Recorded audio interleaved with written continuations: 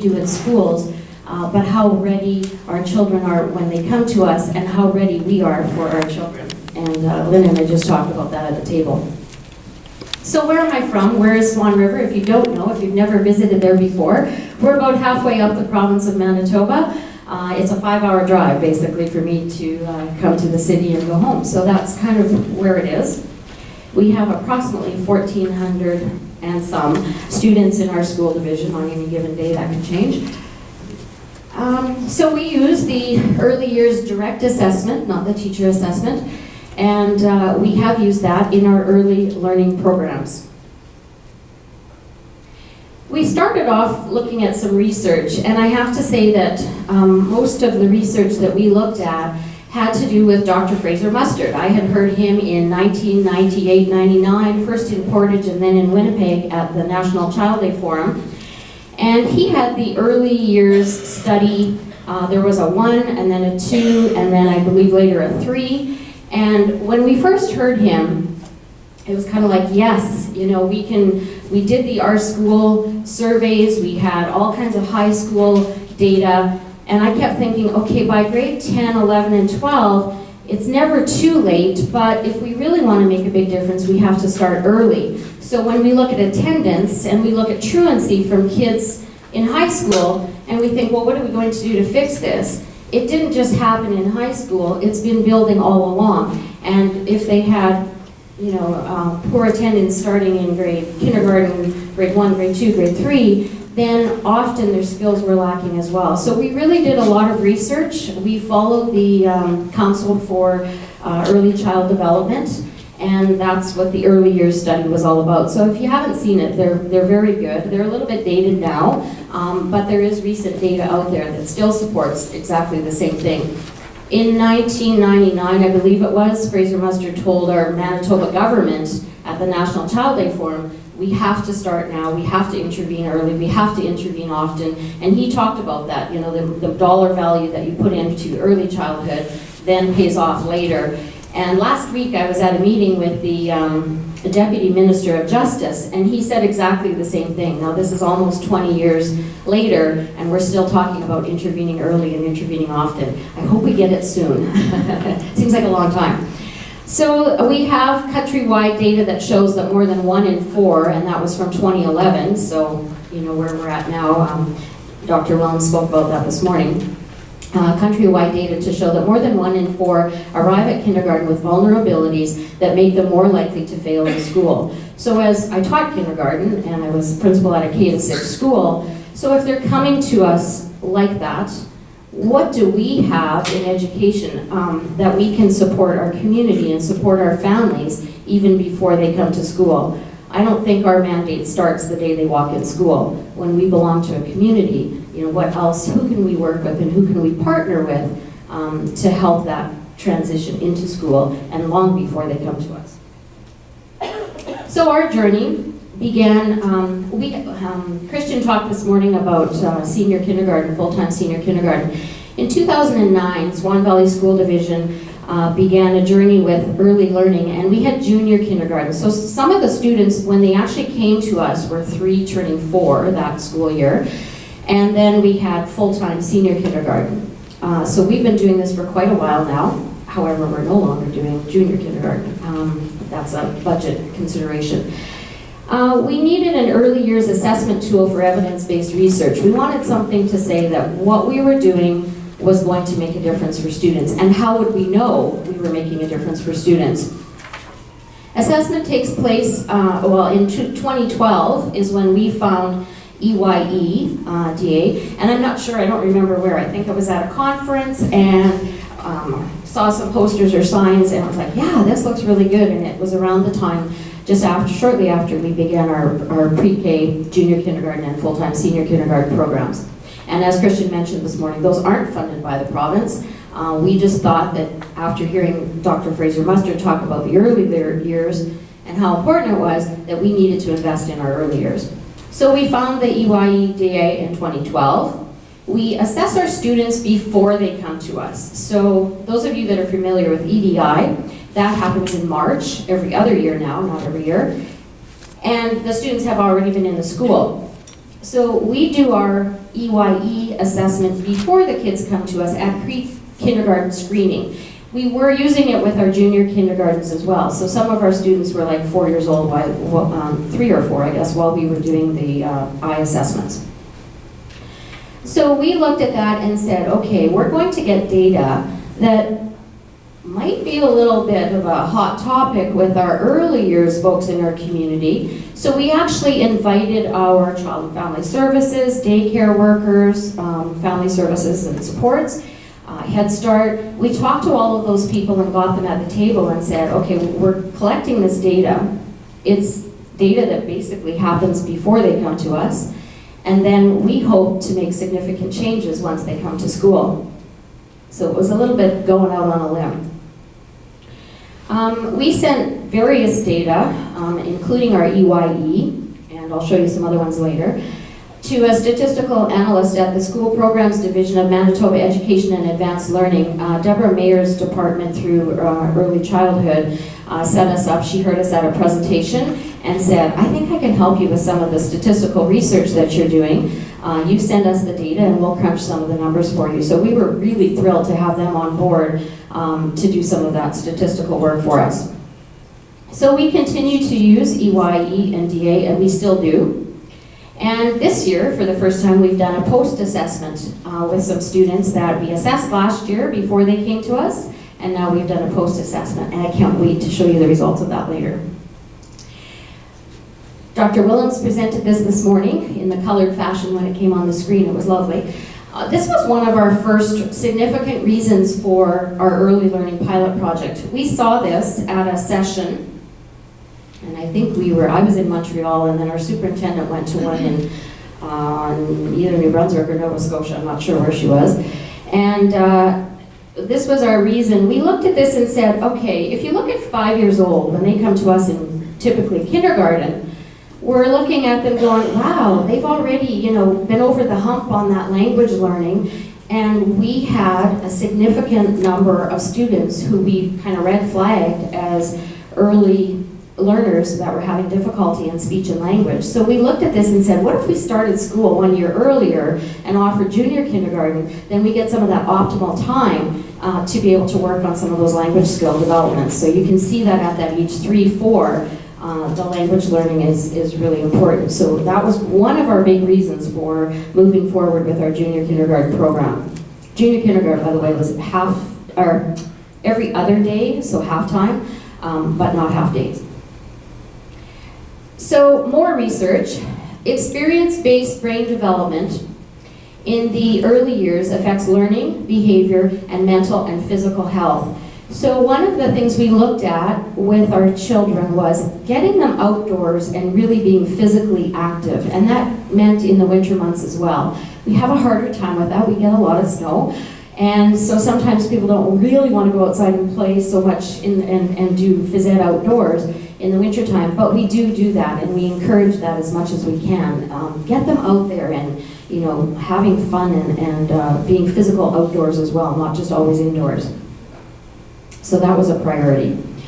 Evidence to date suggests that early experiences, particular experiences related to early nurture and nutrition, have a capacity to leave epigenetic marks that are greater than those associated with later experiences. And I don't know, most of you probably have some nutrition programs or healthy snacks, healthy eating in your schools.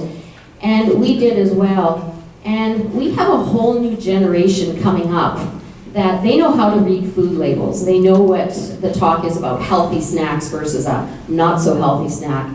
And I've noticed in the 34 years plus that I've been working in schools, we have parents now on Halloween, just this week, saying, what can we bring for the party, the Halloween party, instead of cake and cookies and whatnot?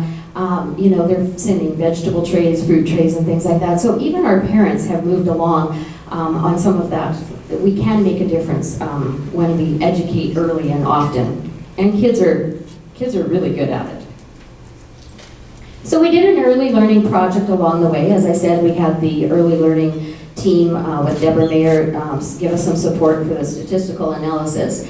And then some of us on our staff, and I want to point out Candace Bergeson is here.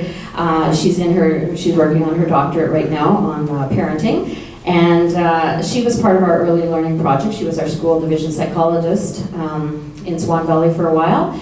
And she helped us with some of the research articles because we did go through a ton of research and have to put it all together. So we received in 2013 an ASCD Action Research Grant, and that helped fund some of the collecting of material and putting it together. And here's some of the kinds of data that we looked at. For example, one of the measures or assessments that we use is the, I'm going to start off with, first we do the VMI, Visual Motor Integration, test with students in the fall, and that gives us a good look at the kids. And then in the spring of kindergarten year, whether it was JK or SK, we did the Bracken. And Bracken is a school readiness assessment, and so we looked at the scores of the students that didn't have our junior and senior kindergarten and those who did. So you can see that in 2009-10, that's the blue, that was before we started with some halftime SK, and we had some halftime JK, and then we had some all full-time SK. So we had different scenarios going on. But the main difference here is that you can see the pre-JK SK versus the orange, the growth that the kids made in just 1 year of us offering the early learning program. We were pretty excited about that, actually. And this was those who were above, students in the range averages or above average on the Bracken. So again, our numbers improved. And this one showed senior kindergarten halftime programs compared to full-time. So we had SK students who did not receive junior kindergarten programming in the first circle, and in the second one, it was SK students after 1 year of halftime. So we did get statistically significant data to back up the fact that, yes, the amount of time that they were spending in programming did make a significant difference. So then we followed that for a few years to see if we could maintain that. And we did another follow-up report in the ASCD magazine. And in the follow-up report, we actually found that full-time SK made a bigger difference than having that halftime junior kindergarten, that yes, indeed, SK full-time works. So those in Ontario and other parts of Canada that are offering full-time senior kindergarten programs, it does work. However, it can't stop there. You can't just offer the kindergarten and expect that all the way through they're going to maintain the same success. You have to then continue with early literacy intervention and looking at things like the EYE results to see, okay, what are we doing to help these kids and identify their learning needs so that we can act upon them. We were also featured in the EDI Teacher Newsletter provincially. In 2012, this was our article about getting started with our early learning program. And this one speaks for itself, again, just from the bars. The first picture, and they're not so clear because they were scanned, but the first is, this is CAT testing, so Canadian Achievement Tests. We use version 4. And we did this in 2010, and we noticed that some of our students, and this happened to be grade 8, so this is pre any kind of kindergarten offering or JK full-time senior. So we had kids that were below the Canadian norm, so that little dotted line across there is the Canadian norm. And we looked at that and thought, you know, our kids in Swan Valley, our parents want our kids to be as good as every other student across Canada, so, or better. And so then in our 2017 one, you can see that all of our children are above, or at or above the Canadian norms. Now, I could show you them for grades. We do this in grade 2, 4, 6, 8, and 10. And all of our charts look like this, except for our grade 4. And our superintendent, who's new to our division, this is his second year now, he said to me the other day, are you aware that the grade 4 chart doesn't look the same as all the other grades? And I could say, yes, indeed we are, because we looked at their grade 2 CAT scores, and they were also in the same, a little lower range. They're higher now than they were in grade 2. But they were that grade or that class that just seemed to have a lot of red flagged kiddos. We also know that our grade 4 class also had a lot of red flags in the EYE. And when we look back to their EDI scores, that was also an area that we could identify that particular group. So then what did we do? Well, we obviously had to put a lot of interventions in place. We have probably more psych assessments at that grade level than any other grade level, because we recognized that there were a lot of red flags. So then what do we do for them? How do we help them? How do we put interventions in place? So they're getting better, but they're still the lowest of our lowest groups. So this is what we did with EYE. Once we found out about EYE, we trained our divisional staff. So we have all of our resource teachers trained. We trained our early, junior, and senior kindergarten folks at the time. And we trained our speech language pathologist, our Better Beginnings, which is the early childhood coalition worker. We trained her as well, and our speech language and our psychologist and myself were all trained in EYE administration of the assessment tool. We purchased the supplies and the materials that we needed to implement it. We do the assessments, we complete them in May or June with our preschool children. We measure the readiness before they enter our schools. We do share the reports with parents, and we do tell them right away when we're doing the assessments with them, because they come to us in the spring, and so then if it's, let's say, fine motor, gross motor is an area that they could be doing things, we suggest activities using some of the resources from EYE, that here's some things you can do with your children even before they come to school, because often there's 3 or 4 months before the child arrives at kindergarten. Here's what you can do at home to help out your children as well, and what we will do with them when they get to us. We get our divisional reports, and we use those. In September, October, our speech language pathologist and our psychologist goes out to the schools with myself, student services, and we discuss all of our priority needs with our students. We always use our EYE data. We use our VMI and RACN if we have them already. And so that helps us in our divisional planning and reports. The schools get their reports, and some years you get that class where, it's a sea of green, and you go, whoa, this is a great group to work with, and you just build on enrichment activities. Or you get the yellows and the reds, you go, oh boy, we got to put a lot of resources in and lots of interventions. So the schools find them very, very effective. And we share general results I meet with our CTI, Children's Therapy Initiative, occupational therapists and physiotherapists. They come and meet with me, and I share the reports. Okay, this is our division picture this year, so we know that I would like you to go in that class and do some observations and give recommendations to classroom teachers about what they might do. And share with community as much as we can. I sit on a lot of community committees, and I don't specifically share individual student information, but we do have some divisional data that we share. Early years assessment, so I've already spoken about the I. We use the EYE. We use the EDI. We are part of EDI. EDI only gives us sort of the broad picture divisionally. It doesn't give individual results, and often we wait for those. It's not immediate feedback like the EYE is. VMI is visual motor integration. We do that with our JK and SK, so now with our SKs. We do BRACN in SK again in the spring. Our SLP does some preschool screening and ongoing caseload assessments. And we use something called Tiny Eye. We are the only school division in the province, and I don't know if I can say only school division now, because there was another division that was interested in signing on, and I believe there's some private schools that have signed on just this year, but we've been using Tiny Eye for about 4 years. It's an online speech and language service, and it does include speech and language assessments. So it's direct therapy. It's a 20-minute session once a week for the children that are involved, and it's by a registered part of the Manitoba Speech and Language Association in Manitoba, and they deliver online service, direct therapy service. We love it. They also have OT and PT involved, and we did a pilot with OT last year.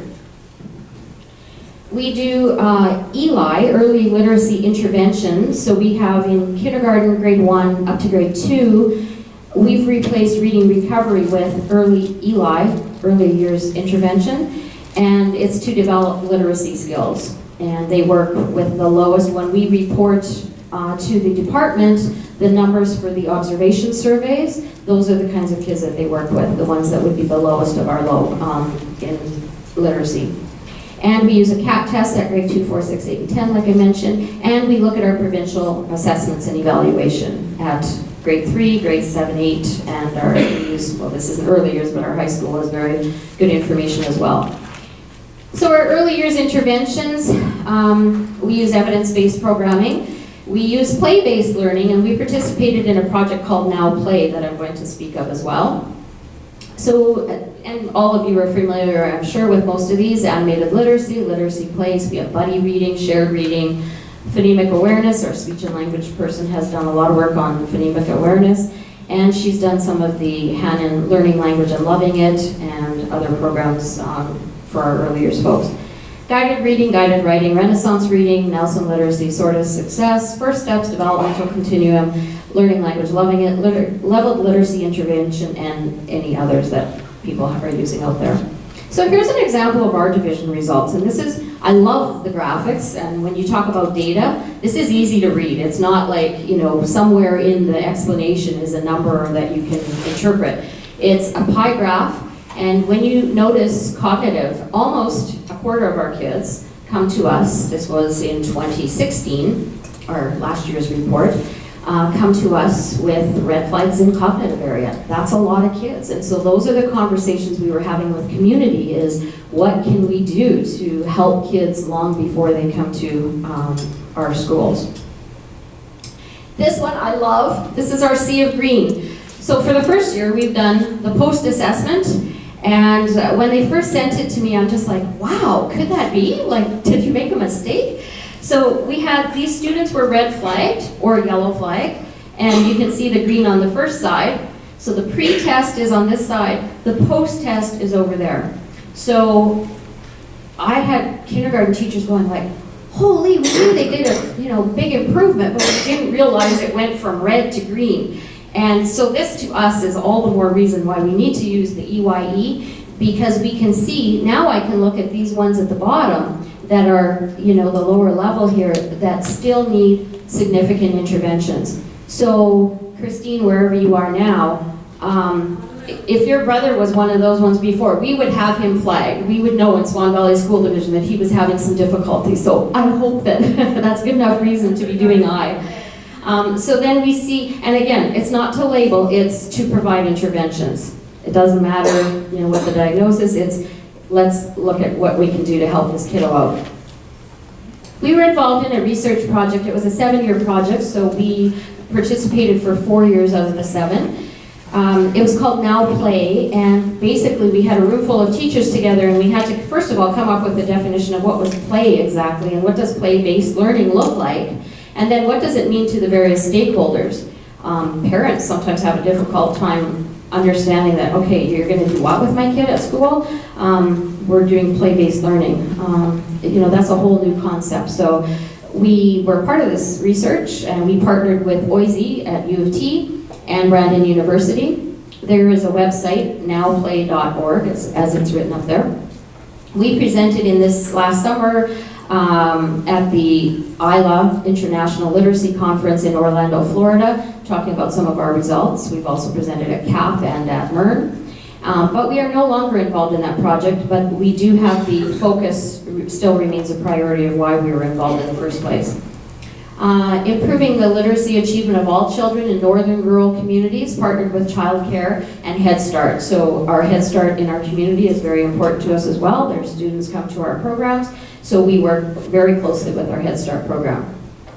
The curriculum connections, there's written language development, culturally relevant play-based learning. And for example, we would have some centers where the kids might be doing puppet shows, song, dance, cooking, etc., and trying to put the cultural focus in all of that.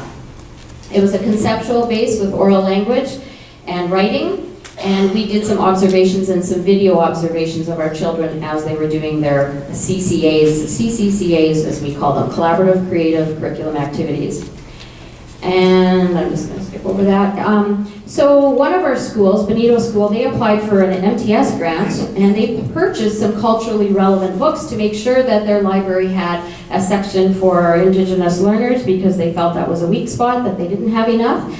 And the pictures depict what they did to focus in their activities in their classroom, how they incorporated some of the cultural content for the students. In the bottom right corner, there's a teepee there. It was the seasons unit, and she had done the seasons unit all year. So they started off with the tree decorated with fall leaves, then they had snow on it, etc. And they had different housing styles, and one of them was the teepee. So she did a really good job of connecting that. It does take a village to raise a child. Doug talked about social economic status this morning, maternal health, family function or dysfunction, parenting styles, neighborhoods, communities, and funding support for early learning education. And in our community, these are all things that I'm involved in. We have an interagency, and there's usually about 25 agencies that come to the table, and we share what's going on in different agencies and events that are coming up, and how we can support and help folks in our communities. We are one of 2 communities involved in Communities That Care. It's a Healthy Child government initiative. And we did a study in 2013. It was a youth survey, and it identified 2 risk areas in family conflict and rewards for antisocial behavior. In other words, kids perceive that they accept or condone antisocial behavior in relation to peer pressure. And of that research, we then offered Triple P Parenting Program and Guiding Good Choices. And both of those run in the evenings. In fact, one of them should be starting tonight. And they offer the meal for the families. The kids come along. They have gym time with our Stampeders local hockey team comes to help supervise.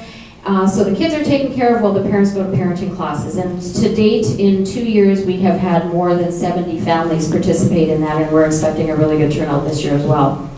We also just started offering the Bovin, B-O-T-V-I-N, Bovin Life Skills Program through Communities That Care, and that's in our grade 5 classes. There's 8 different strands that they talk about, so assertiveness, communication, drugs and alcohol, etc. And we're going to be offering Apple Schools program, which is based out of Alberta, is coming to our division this year. And we have Swan Valley Community Mobilization, which is a multi-agency response to acutely elevated risk.